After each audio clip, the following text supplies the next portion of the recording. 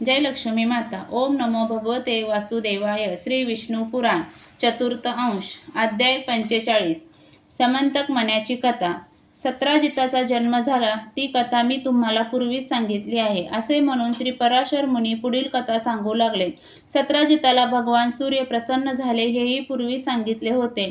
एक दिवस सत्राजित समुद्र किनाऱ्यावर बसला होता. तेथे त्याने सूर्याची स्तुती केली.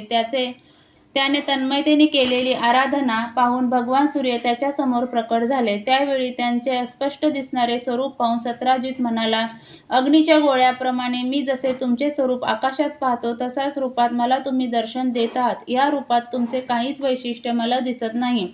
ते ऐकून सूर्याने आपल्या गळ्यात घातलेला समंतक नावाचा श्रेष्ठ महामणी गळ्यातून काढला. तो मणी दूर ठेवल्यानंतर त्याचे मूळ स्वरूप सत्राजिताला दिसले. भगवान सूर्य अत्यंत उज्ज्वल अशा ताम्रवर्णाचे होते. त्यांची मूर्ती लहान होती आणि त्यांच्या डोळ्यात पिळसर छटा दिसत होती. या स्वरूपाचे दर्शन घेऊन सत्राजिताने त्यांना प्रणाम केला आणि त्यांची स्तुती आरंभली. तेव्हा ते प्रसन्न झाले आणि ते म्हणाले, तू वर माग. तेव्हा सत्राजिताने तो समंतक मणी मागितला. त्याला तो मणी देऊन भगवान सूर्य अंतरिक्षात निघून गेले. ते स्वच्छ रत्न आपल्या गळ्यात घालून आपला कंठ सुशोभित झालेला सत्राजिताने सर्व दिशांना प्रकाश पडी द्वारकेत प्रवेश केला.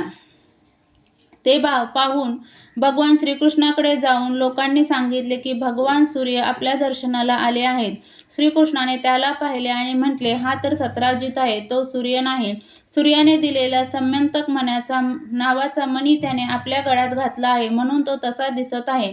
श्रीकृष्णाने स्पष्टीकरण केल्याप्रमाणे द्वारकेतील लोकांनी नीट पाहिले तेव्हा त्यांना सत्राजित दिसला. तो समंतक मणी घेऊन सत्राजित आपल्या घरी गेला. त्याने तो मणी आपल्या घरात ठेवून दिला. तो मणी रोज 8 भार वजनाचे सोने देत असे. त्या मण्याच्या प्रभावामुळे संपूर्ण राष्ट्राचे रोगराई, दुष्काळ, सर्पविष, आग, चोरी अशा सर्व भयातून रक्षण होत राहिले. श्रीकृष्णाला वाटत होते की ते दिव्य रत्न महाराज उग्रसेन यांच्याकडे हवे, परंतु आपल्या जातीत विद्रोह पसरू नये म्हणून तो काही बोलला नाही. सत्राजितावर आक्रमण करून तो मणी मिळवणे शक्य असूनही श्रीकृष्णाने तसे केले नाही.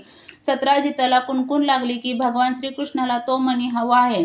त्या मण्याच्या लोभामुळे श्रीकृष्णाने तो पळवू नये म्हणून त्याने तो आपला भाऊ प्रसेन याला दिला. पण प्रसेनाला माहीत नव्हते की तो मणी बाळगताना पवित्रता राखली नाही तर त्याचे सुवर्णदान, संरक्षण हे गुण नष्ट होतात. या उलट तो घातकच ठरतो. त्यामुळेच काही विशेष न करता त्याने तो मणी आपल्या गळ्यात बांधला आणि घोड्यावर बसून तो शिकारीसाठी वनात गेला. तेथे एका सिंहाने त्याला ठार केले. सिंहाने तो मणी गिळला. ह्या सिंहाला वृक्षराज जांबवान याने ठार केले आणि तो मणी हस्तगत गेला. नंतर तो मणी घेऊन जांबवान आपल्या घरी परतला.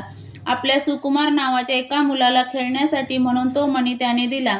प्रसेन परत आला नाही. तेव्हा द्वारकेतील यादव एकमेकात चर्चा करू लागले. ते म्हणाले, हा मणी कृष्णाला पाहिजे होता, त्यामुळे तो मणी मिळवण्यासाठी कृष्णानेच हे सर्व घडवून आणले असेल. लोक असे बोलू लागलेले पाहून श्रीकृष्ण यादवांचे सर्व सैन्य घेऊन प्रसेनाच्या घोड्याची पावले हुडकत हुडकत जंगलात गेले. अखेरीस ते प्रसेन घोड्याच्या शरीराच्या अवशेषापर्यंत पोचले. त्याला सिंहाने ठार केले आहे अशी चिन्हे दिसल्यामुळे ते सिंहाच्या पावलांचा माग काढीत निघाले. काही कालाने सिंह देखील त्यांना मरून पडलेला दिसला. तेथे सिंहाला मारणाऱ्या वृक्षराजाची पावले त्यांना आढळली. त्या पावलांच्या अनुरोधाने ते अखेरीस एका पर्वताच्या पायथ्याशी येऊन पोचले. आपले सैन्य पायथ्याशीच ठेवून श्रीकृष्ण एकटाच पर्वतावर गेला. तो वृक्षराजाच्या जांबवानाच्या गुहेजवळ आला. तेथे त्याला दिसले की एक मुलगी एका छोट्या मुलाला खेळवत आहे. तिचे शब्द त्याच्या कानावर पडले. अरे सुकुमारा, प्रसेनाला सिंहाने मारले, सिंहाला जांबुवानाने मारले, त्यामुळे हा समंतक मणी तुझाच आहे. हा घेऊन तू खेळ, रडू नकोस. ते ऐकून श्रीकृष्णाला खात्री पटली की हा मणी समंतकच आहे. त्या मण्याचे तेज पाहून श्रीकृष्ण एकटक त्या मण्याकडे पाहत राहिले. त्याला मण्याकडे पाहत असलेले पाहून ती मुलगी ओरडली. तिचे ओरडणे ऐकून जांबवान तेथे धावत आला. श्रीकृष्ण व जांबवान हे दोघे रागाने एकमेकांकडे पाहू लागले. त्यांनी द्वंद्व युद्ध सुरू केले. 21 दिवस उलटून गेले तरी श्रीकृष्ण व जांबवान युद्ध करीतच होते. इतके दिवस कृष्ण परत न आल्याने तो बहुतेक शत्रूने ठार केला असावा असा विचार करून पर्वताच्या पायथ्याशी असलेले यादव सैन्य द्वारकेस परतले. त्यांनी सगळ्यांना सांगितले की श्रीकृष्ण मेला.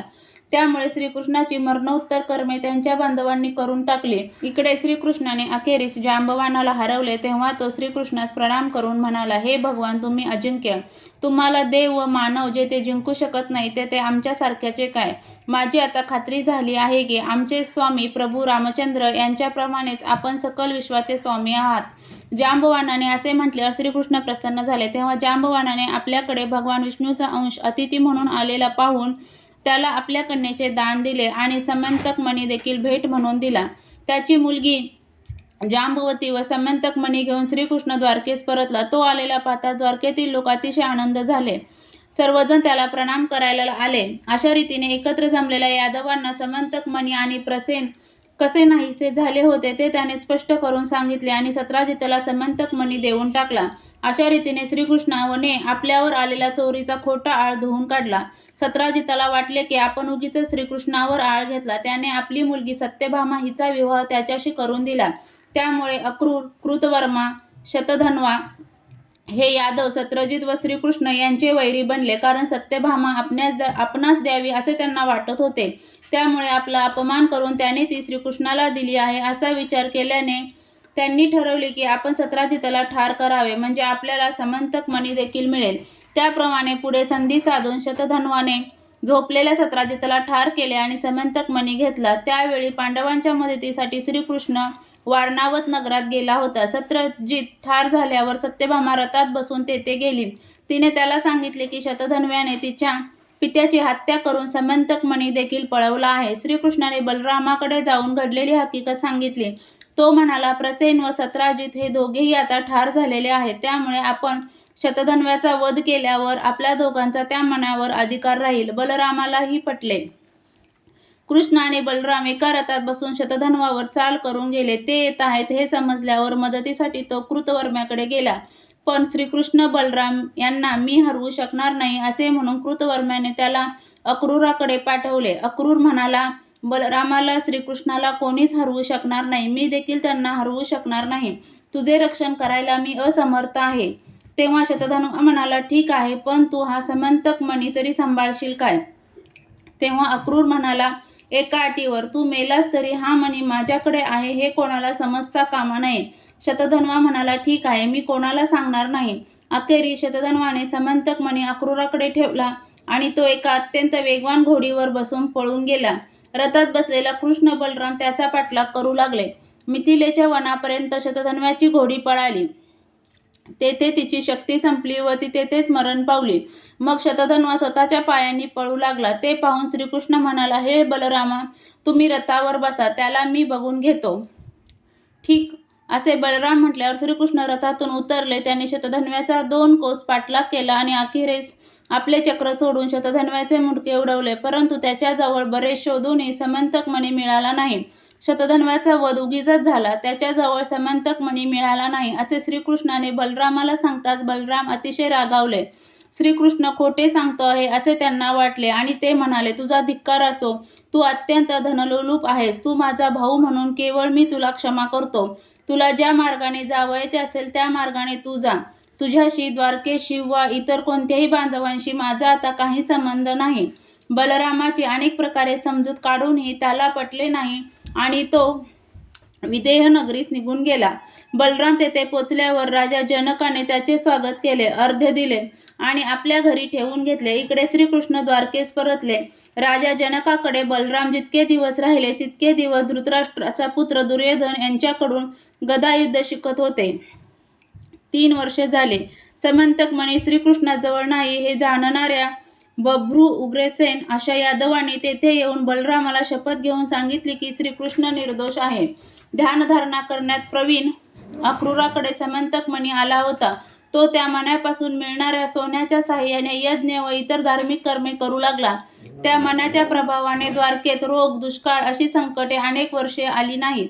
काही वर्षांनी सात्वताचा नातू शत्रुघ्न याचा वध अक्रूराच्या बाजूच्या भोजवंशीयांनी केला. तेव्हा त्यांच्याबरोबर अक्रूर द्वारकेतून निघून गेला. अक्रूर द्वारकेतून जाताच द्वारकेत रोग, दुष्काळ, साप, महामारी असे उपद्रव उद्भवू लागले. तेव्हा श्रीकृष्णाने प्रमुख यादवांची सभा बोलवून म्हटले, हे एवढे उपद्रव एकदम कसे निर्माण झाले, या गोष्टीवर आपण विचार करायला हवा. तेव्हा त्यावर अंधक नावाचा एक वृद्ध यादव म्हणाला, जेव्हा येथे अक्रूराचा पिता शौफल्क राहत होता तोपर्यंत इथे अशी संकटे येत नव्हती. तसेच तो एकदा काशीत अवर्षण झाले असताना गेला होता. त्यावेळी तो तेथे जाताच पाऊस पडायला सुरुवात झाली होती. काशीचा राजा व राणी यांच्या पोटी अक्रूराचा जन्म शौफल्कानेच घडवून आणला होता. अशा या गुणी माता पित्यांपासून उत्पन्न झालेला अक्रूर आपले नगर सोडून गेल्यामुळे आपल्यावर संकटे येत आहेत, म्हणून त्याला इथे परत आणावयास हवे. त्याचे गुण जर अधिक असतील तर त्याच्याकडून घडलेल्या एखाद्या अपराधाबद्दल शासन करणे उचित नाही. अंधकाच्या सांगण्याप्रमाणे श्रीकृष्ण आणि प्रमुख यादवाने अक्रूराच्या अपराधाबद्दल माफी केली आणि त्याला द्वारकेत परत आणले. नगरात त्याचा प्रवेश होता सर्व संकटे शमली.